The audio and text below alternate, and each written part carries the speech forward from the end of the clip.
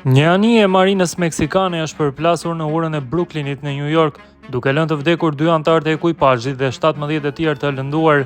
Marina meksikane tha se Cuauhtémoc, një anije trajnimi e akademisë me 277 persona në bord, u dëmtua nga përplasja. Kryetari i Bashkisë së New Yorkut, Eric Adams, bëri të ditur se 2 persona kanë vdekur dhe 17 të tjerë kanë mbetur të plagosur, duke përfshirë 2 të cilët mbeten në gjendje kritike.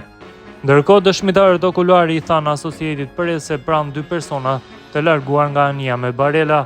Askush nuk thuhet se ka rënë në ujë. Nuk ishte e qartë se çfarë shkaktoi që anija të devionte nga kursi dhe të përplase me urën. Shefi i operacioneve speciale të Departamentit të Policisë së New Yorkut, Wilson Aramboles, tha se anija sapo kishte dalë nga një skel në Manhattan dhe supozoi se ishte nisur drejt detit, jo drejt urës.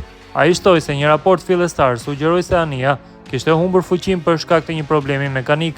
Ura, e cila është një kanal kryesor midis Manhattanit dhe Brooklynit, është rihapur që atëherë pa asnjë dëmtim të madh.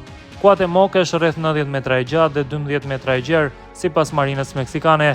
Ajo u ndërtua në Spanjë dhe lundroi për herë të parë në vitin 1982. Anija ishte planifikuar të vizitonte 22 porte në 15 vende, duke përfshirë Kingstonin në Jamaica, Havanën në Kubë, Cozumel në Meksik dhe New Yorkun.